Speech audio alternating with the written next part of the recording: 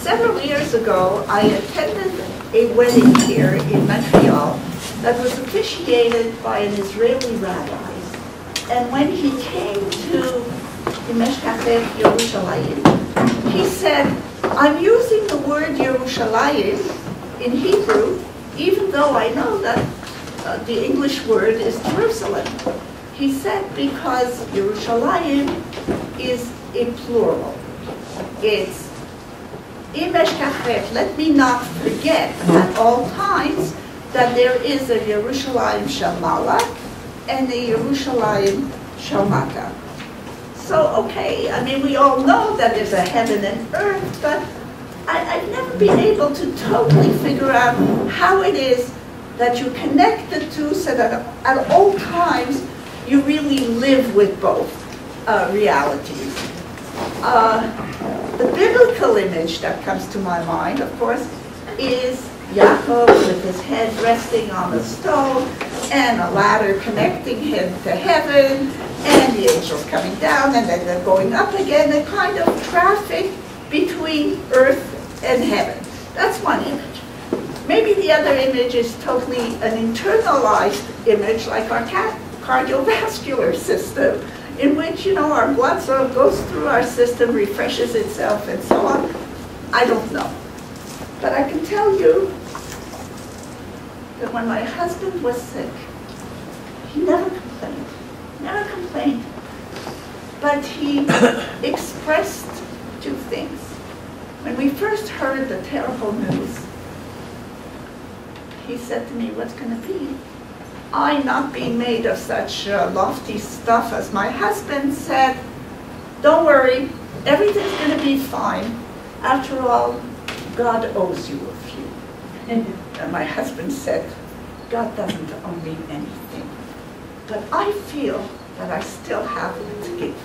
I still would like to give. That was his Yerushalayim Shamala. And in moments of quiet despair, he would turn to me and say, will I ever walk the streets of Yerushalayim again?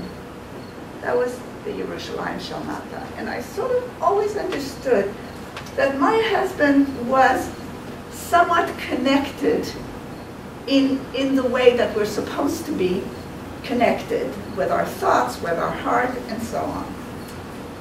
Anyways, when a man dies, it's customary to sort of use the phrase that he should be a Melitz Yosher, that he should be somehow an advocate for us.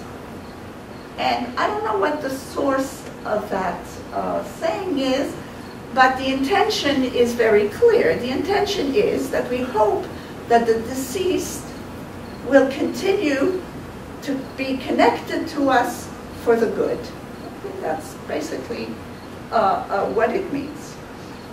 I'd like to say that I think that my husband was Melitz Yosher in his own lifetime.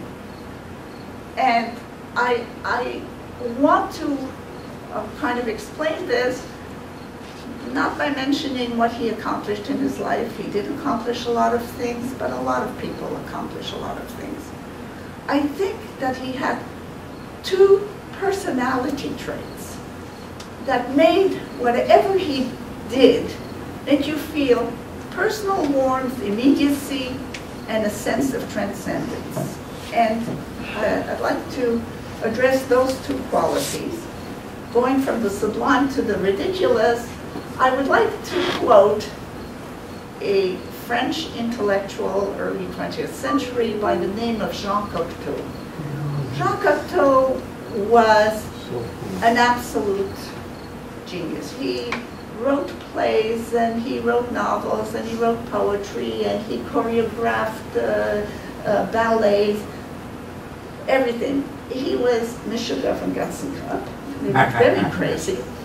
But toward the end of his life, he wrote something that I found very touching and that I recognized. And he said, I may not always have been young, but I hope that I've always remained a child. Young means that you always have questions, that you're always searching. But when you're a child, you're always in a sense of wonderment. You're always discovering things. You're always treating the world like it's new. My husband, nobody ever heard my husband say something like, been there, done that. He was constantly surprised by what he saw. He was always, had that sense of discovery, if you like. And that quality is a quality that he applied, let's say, always, when he had to answer a question for someone as part of his work. So, for instance, in the life of a rabbi, you don't have to be a rabbi for 40 years. It's enough to be a rabbi for 1 year to get 10 times the following question. Oh, Rabbi, I'm really so upset. I just put the milk in the ladle and stirred the chicken soup. Okay? What do I do now? My husband would ask for every detail. You know, was it hot, was it cold, was it anything? You know, the whole thing. Always made the person feel as if this is the first time he's dealing with this. And then he would say, okay, I understand. I'll call you back in 15 minutes.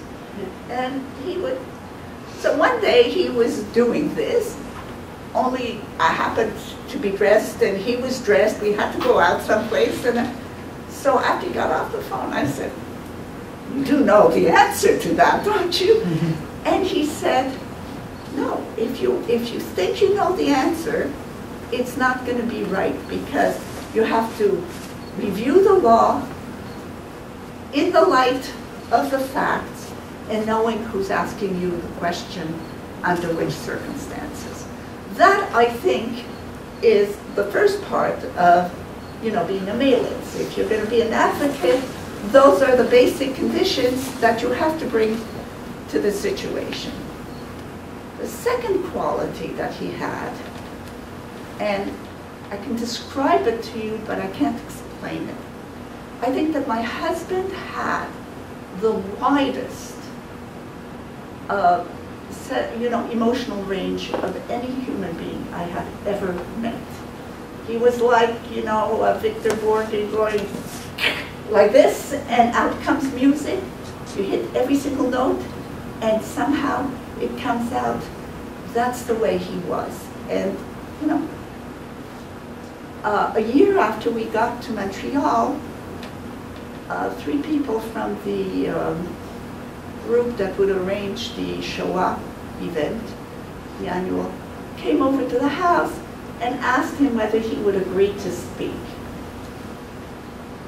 And he said, well, look, I was born in America, so I didn't live through the Shoah, and I know in Montreal I've already met a lot of people who did live through the Shoah. Maybe someone else should speak. And they said, no, because when you speak, we know that you understand. And in other words, his emotional setup was such that he could relate to something that he had never experienced, that had happened years before.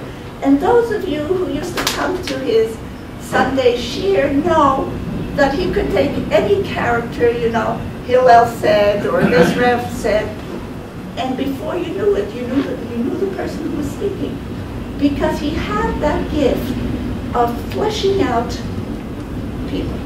That's, but again, in the life of a rabbi, what you do, is you go to weddings, and unfortunately, you have to go to funerals. And every rabbi does it. But I think it was different with my husband, because after all, there's a problem. When you go to a wedding, Kate said Maratim, there's a space between the two. Lifnei Hakala, there's a space, there's an empty spot. When my husband danced at a wedding, he danced with a chas and kala. There was no space in between. You had that feeling that he was part and parcel of that event. And God forbid, when you go to pay a shiva call, so there is the mourner, and you are sitting there at a remove, trying to, in an accessory position, trying to bring some kind of consolation. My husband literally would mourn with the mourners. He was, and I think that it was because for him, it wasn't my wedding, your wedding, my thing. It was a Jewish wedding. It was a connection of every wedding was a new home for the Jewish people. It was a part of what is going to rebuild our future. And he saw it that way, and because of that, I think that he was able to close that gap and to bring heaven and earth, if you like, together. I have one final comment to make. There are those who believe that God rewards the bad people in their own lifetime and the good after they die. I don't subscribe to that philosophy, if for no other reason than the fact that why should we limit God in that way? He can do whatever he wants, whenever he wants, and he does. I mean, you know, that's the nature of being God. So, you know, I think that God rewarded my husband in the most special of ways. He gave my husband Noah. Noah Jewish Center was, you know, with the enthusiasm and the sense of surprise that my husband had, he would say, Noah, it's a miracle. He couldn't believe it. He loved it. He was extremely touched by the fact that he would say that proportionally he's sure that there's no congregation in Gullus, any place, that is as connected to Yerushalayim, as connected to Israel as this minyan. Whether it's children, whether it's siblings, whether it's parents, we are all somehow connected. And that gave him tremendous, tremendous joy. I cannot tell you. So I feel, you know, that God did give him that.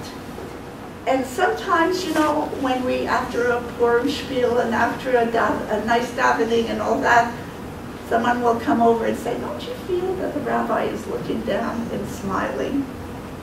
And I tell you, yes, I do believe that he is. It's my hope, my prayer now, that this will continue for all of us for many years to come. Just go.